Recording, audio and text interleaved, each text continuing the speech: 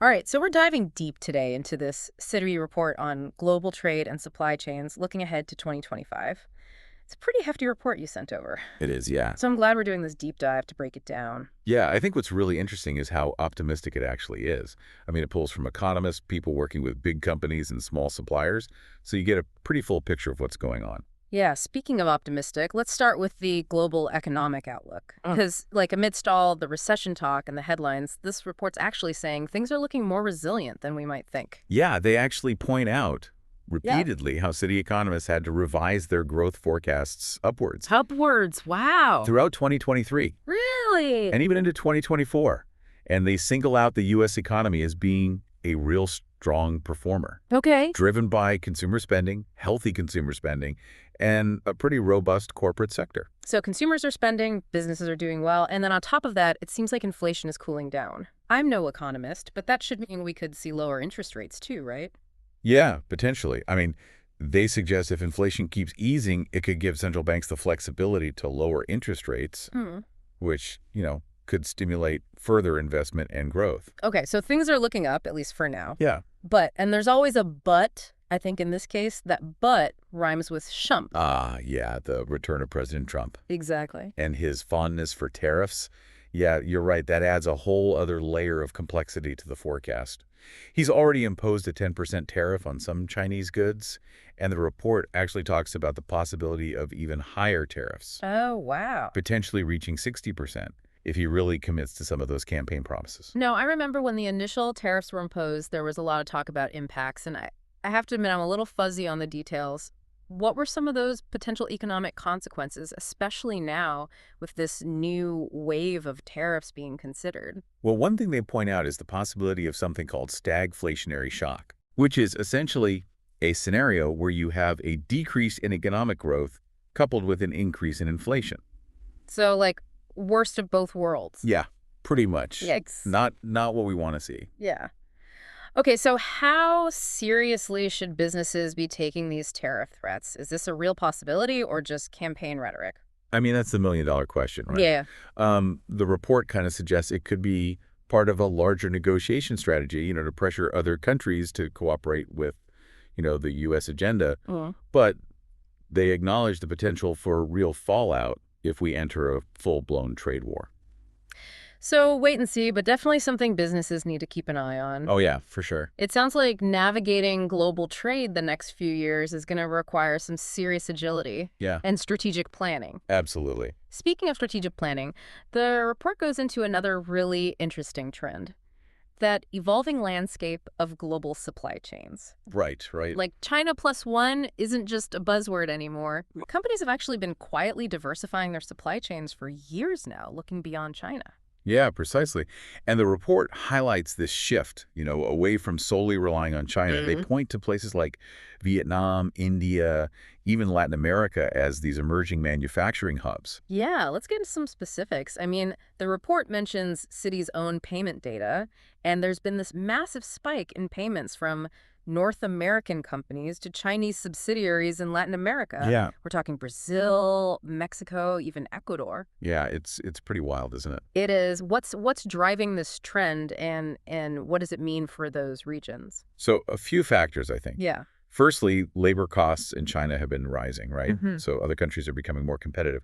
Then there's geopolitical tensions, the risk of tariffs, which we just discussed, which is kind of encouraging companies to diversify, mitigate their risk. And then some Latin American countries, they offer attractive trade agreements and closer proximity to major markets like the U.S. So it's like a combination of cost, risk management, and strategic positioning.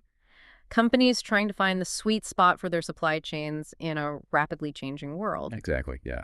And this shift, is it creating opportunities for those countries and businesses who can adapt quickly? Oh, for sure, yeah. It's not just about relocating manufacturing.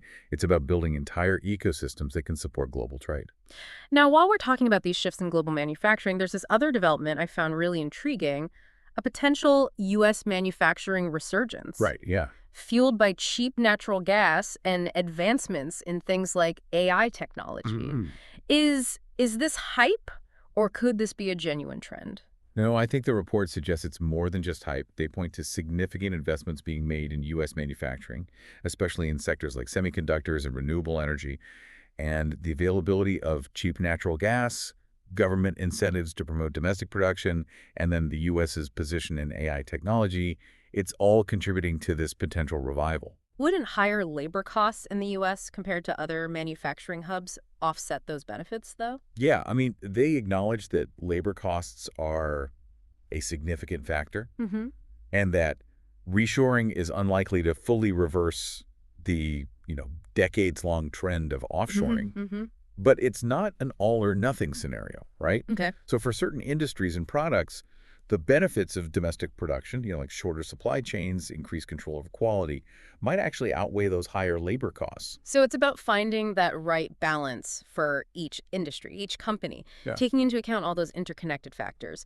Global manufacturing is a lot more nuanced than just chasing the lowest labor costs these days. Oh, absolutely. And this leads to another trend the report highlights, the rise of cutting-edge technology in supply chain management. Right. Like, the robots are coming. They are coming. But seriously, AI and blockchain, it seems like they're moving beyond the hype and starting to have a real impact on how companies are actually managing their operations and their working capital. Yeah, definitely moving beyond the theoretical stage.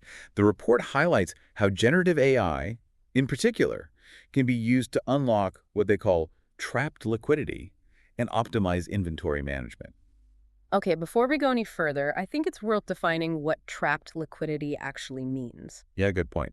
It sounds a bit cryptic, and I'm sure some listeners might be wondering the same thing. Sure. So trapped liquidity refers to cash that's tied up in inefficient processes within a company. Okay. It could be anything from slow payment cycles to excess inventory sitting in warehouses. So money that's not readily available to be used for other things. Yeah, exactly, essentially. Uh, And that's where generative AI can come in. Okay. So the report suggests this type of AI can analyze tons of data to identify patterns and make predictions. Mm-hmm. So that helps companies optimize their cash flow.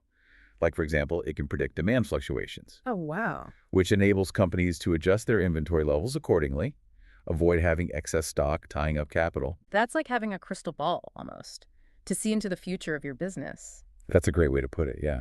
And that's just one example of how AI is transforming supply chains. Mm-hmm. We're also seeing it used to automate tasks, improve logistics efficiency, even enhance customer service. Wow. Okay, so we've covered generative AI, but what about blockchain? Is it living up to the hype in the world of trade finance? I remember a few years ago hearing a lot about its potential, Yeah. but I'm curious, what's the report saying about its impact right now? Yeah, it's definitely making strides in trade finance, particularly when it comes to digital trade documents. They specifically mentioned the model law on electronic transferable records, or MLETR for short.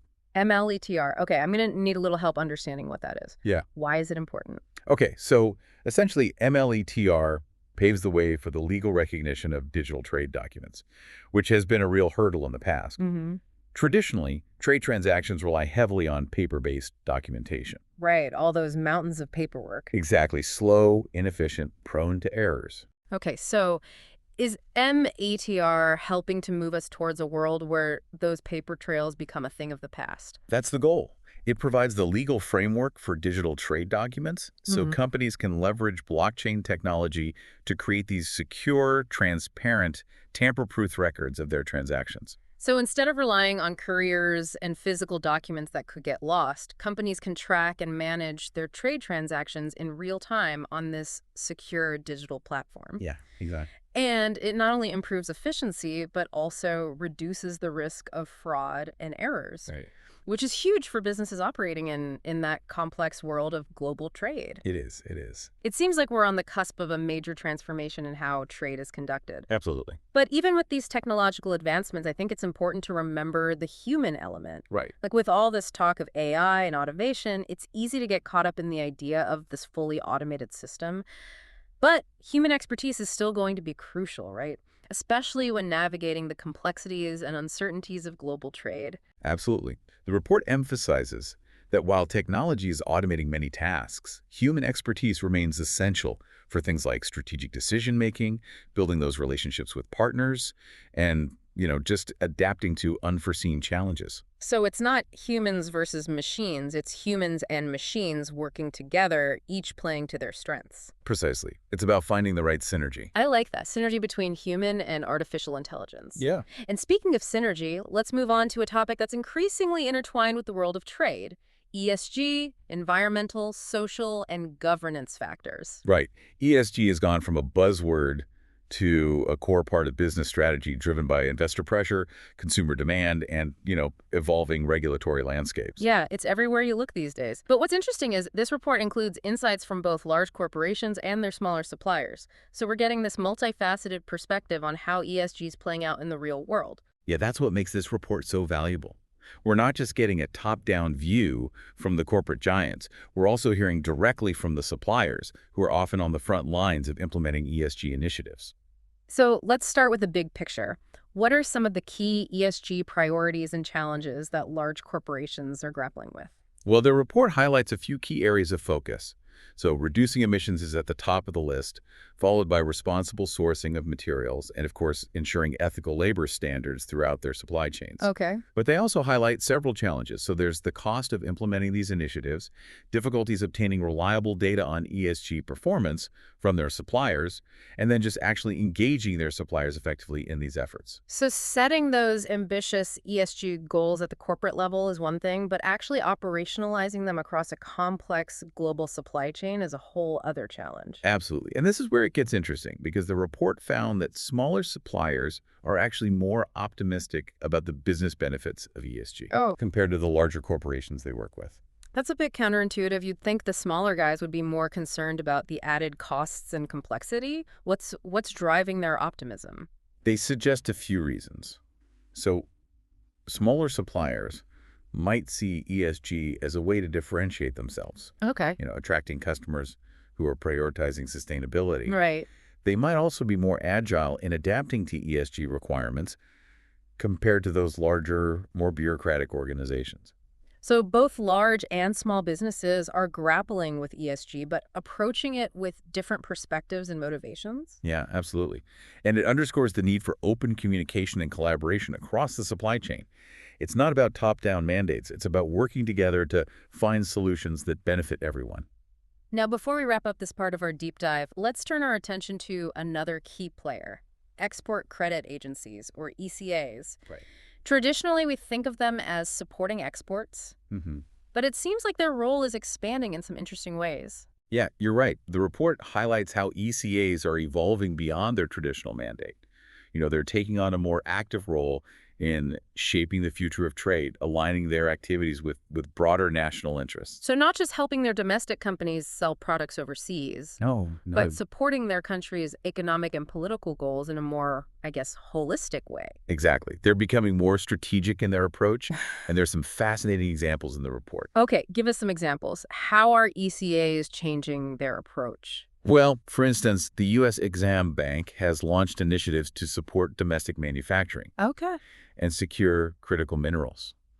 So this reflects the U.S. government's focus on reshoring and reducing reliance on foreign suppliers.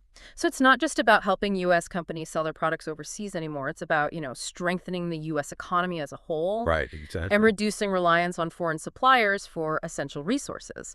Yeah, and we're seeing similar trends elsewhere. hmm The report mentions that European ECAs are supporting investments in renewable energy and infrastructure projects, which obviously aligns with the EU's sustainability goals. Sounds like ECAs are becoming more proactive and targeted in their support, Yeah, really reflecting those complex and evolving priorities of nations. absolutely. In a rapidly changing global environment, this has been a whirlwind of information. We've covered so much ground already: economic resilience, supply chain shifts, the rise of AI, the growing influence of ESG. Yeah, and we've only just scratched the surface. Exactly. Yeah. But before we dive into the next part, I want to leave you with a question that's been lingering in my mind throughout this discussion.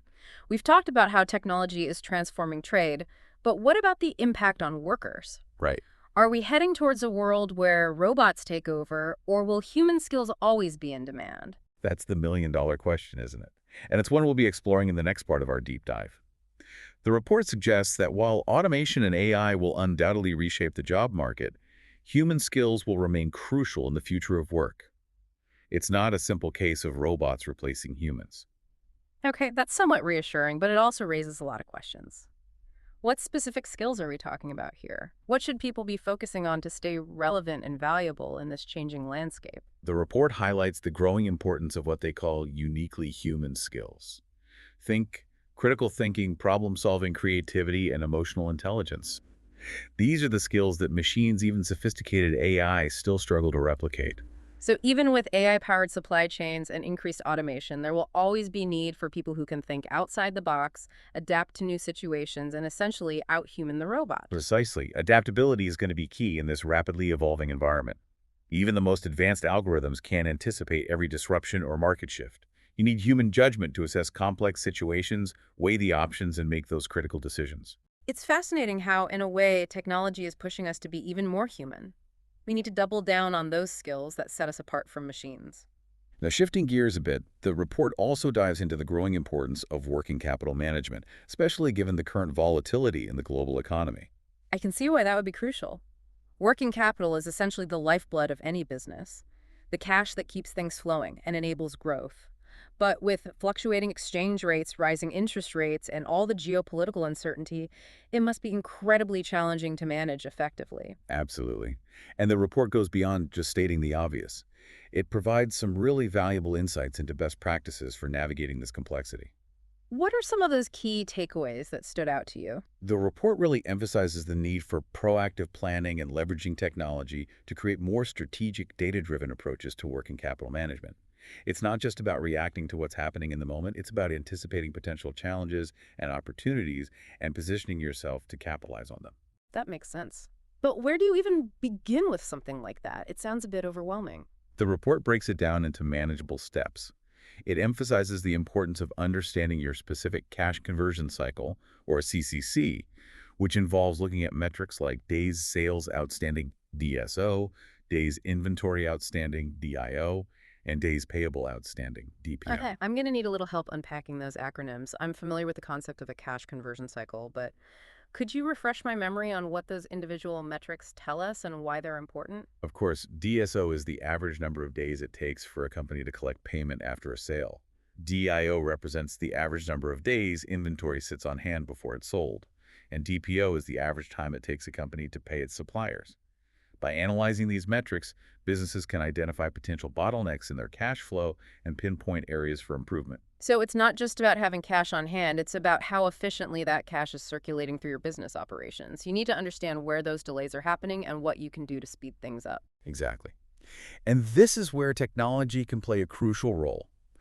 The report talks about how companies are using AI to predict demand more accurately, optimize inventory levels, and streamline their payment cycles. It's like finding those hidden inefficiencies that are costing you money and using technology to smooth them out, freeing up cash that can then be reinvested in growth or innovation. Now, while we're talking about the global landscape, it's impossible to ignore the geopolitical shifts that are reshaping trade patterns.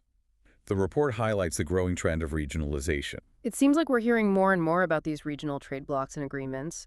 What's driving this trend? Is it purely a reaction to geopolitical tensions, or are there other forces at play? It's a combination of factors. Geopolitical tensions certainly play a role as countries look to reduce their reliance on potentially unreliable partners. But there are also economic motivations at play. Companies are looking to shorten their supply chains, reduce transportation costs, and gain preferential access to new markets within those regional blocs. So it's not necessarily a retreat from globalization, but rather a strategic realignment, a way to diversify risk and create more resilient and efficient trade networks. Precisely. Globalization is evolving. It's becoming more regionalized and nuanced. And this creates both challenges and opportunities, right? Absolutely. Companies need to adapt their strategies to navigate these new complexities. They need to understand the specific regulations and trade agreements governing those regional blocs. But there are also significant opportunities to build stronger relationships with regional partners and tap into new markets that might have been less accessible before.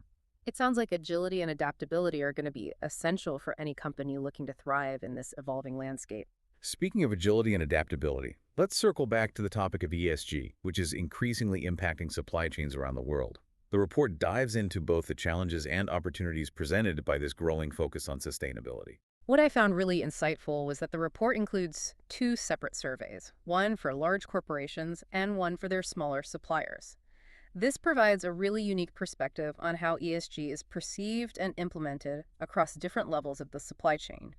What were some of the key insights from those surveys? Both large corporations and their suppliers acknowledge the growing importance of ESG, driven by factors like investor pressure, consumer demand, and regulatory changes. There seems to be a shared understanding that ESG is no longer a nice-to-have, but rather a core element of business strategy. But if I remember correctly, there were also some interesting differences in their perspectives, particularly regarding the perceived benefits of ESG. Didn't the smaller suppliers seem more optimistic about the potential business upside? That's right. The report suggests that smaller suppliers might see ESG as a competitive advantage, enabling them to differentiate themselves in the marketplace and attract customers who prioritize sustainability. They might also be more nimble and adaptable in implementing ESG initiatives compared to larger, more complex organizations. So while ESG is a shared concern, it seems the motivations and challenges can vary significantly depending on where you sit within the supply chain. That's a crucial insight. And it highlights the need for open dialogue and collaboration between buyers and suppliers.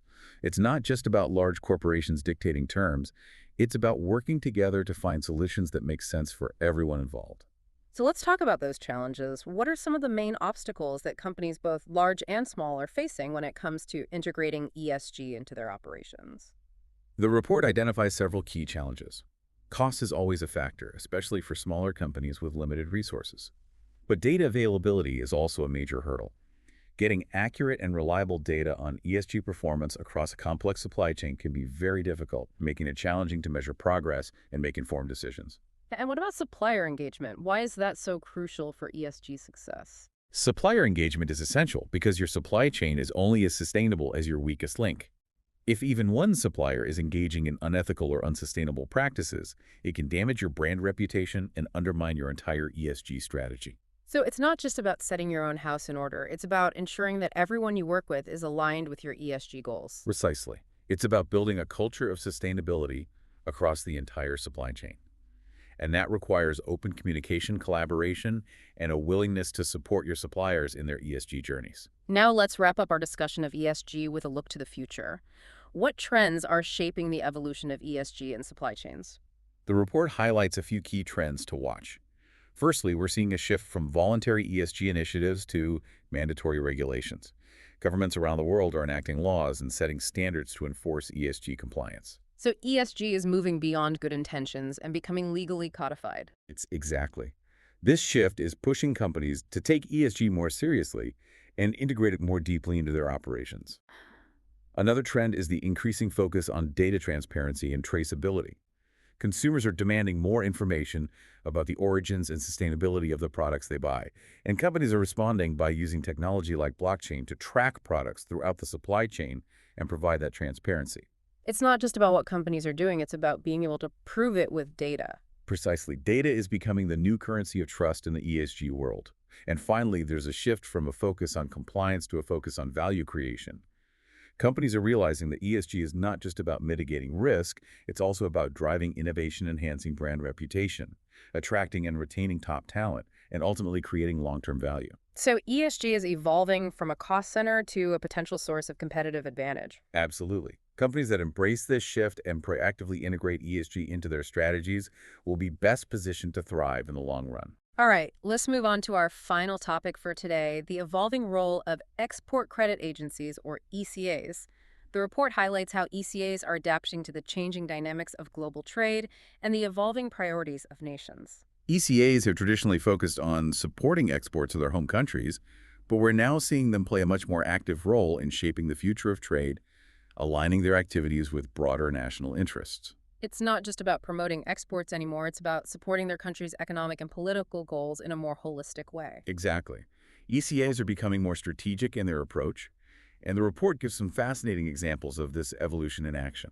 I'm eager to hear about those examples. What stood out to you? For instance, the U.S. Exxon Bank has launched initiatives to support domestic manufacturing and secure critical minerals, reflecting the U.S. government's focus on reshoring and bolstering supply chain resilience.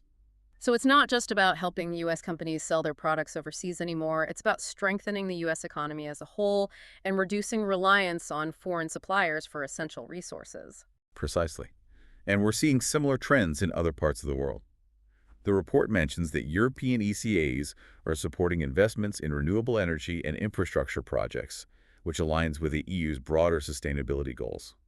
It sounds like ECAs are becoming more proactive and targeted in their support, reflecting the complex and evolving priorities of nations in a rapidly changing global environment. Absolutely.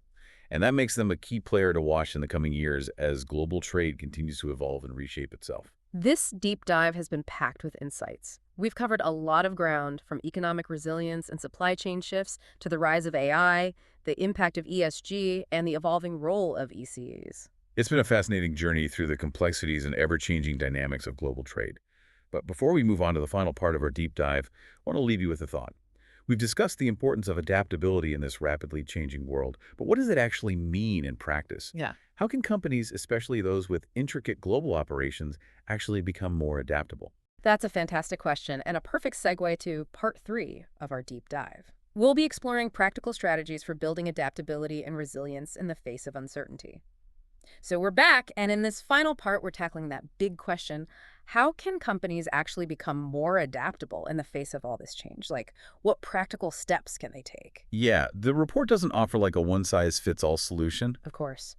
but it does highlight some key strategies for building that resilience, that agility. Okay, let's dive in. Where do we even begin? Well, one crucial aspect is embracing a data-driven mindset. Okay. So, moving beyond intuition and relying on real-time data to make decisions. Mm-hmm. So think predictive analytics, AI-powered forecasting, being able to track those key metrics across your whole supply chain. So really harnessing the power of technology to get that clear picture, that dynamic picture of what's happening, both internally and externally. Yeah, exactly. Data provides the insights you need to anticipate potential disruptions, identify opportunities, and just make those agile adjustments, which are so crucial in today's world. Yeah, makes sense. The report also talks about building strong relationships across the supply chain. Yeah, It's not just about negotiating contracts, it's about fostering those genuine partnerships. absolutely. In today's interconnected world, collaboration is really key. Building that trust and open communication with suppliers, logistics providers, all your partners, Hmm. really enables companies to respond more effectively to unexpected challenges. So moving beyond those purely transactional Yeah, relationships towards a more collaborative ecosystem. absolutely. Think of it as a network of shared resilience, where each partner contributes to the overall strength. Okay, so we've got data-driven decision-making, we've got those collaborative partnerships. What else can companies do to kind of boost their adaptability? Well, the report highlights scenario planning. Okay.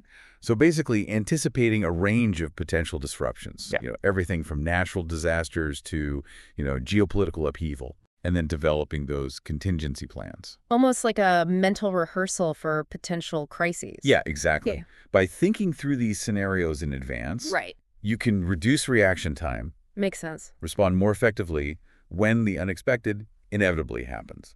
It makes a lot of sense, but scenario planning, I mean, it can be a daunting task, Yeah. especially for these companies operating in these really complex environments. Sure.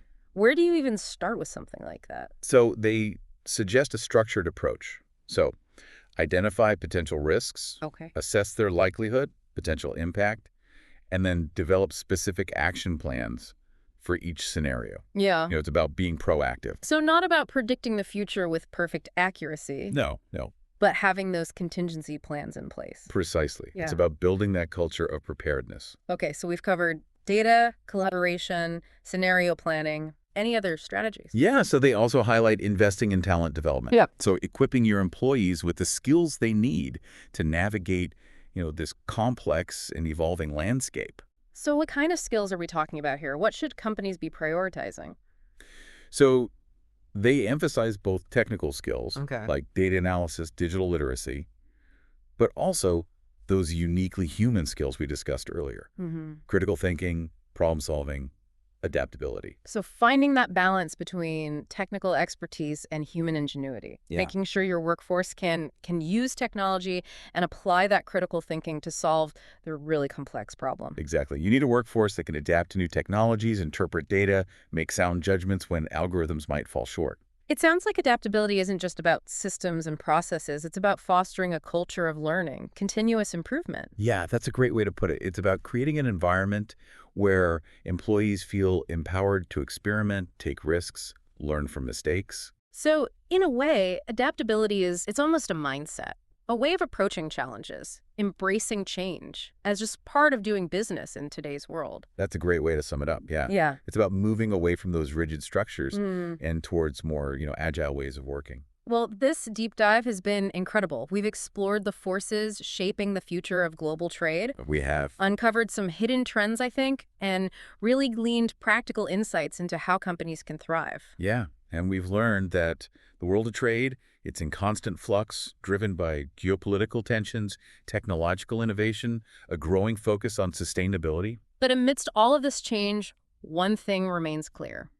Adaptability is key. Absolutely. Those who can embrace change, invest in technology, prioritize that efficient working capital management, and foster that culture of collaboration, they're going to be the best positioned to succeed. Couldn't agree more. The future of trade is full of challenges and opportunities. Hmm. And by understanding the trends, developing the right strategies, companies can navigate this complex landscape and really unlock those new pathways to growth and prosperity. Absolutely. So as you continue to explore the world of global trade, remember that key takeaway from this deep dive. Be adaptable, be collaborative, and be bold. The future belongs to those who dare to embrace change Well said. and seize the opportunities that lie ahead. Until next time, keep exploring, keep learning, and keep pushing the boundaries of what's possible.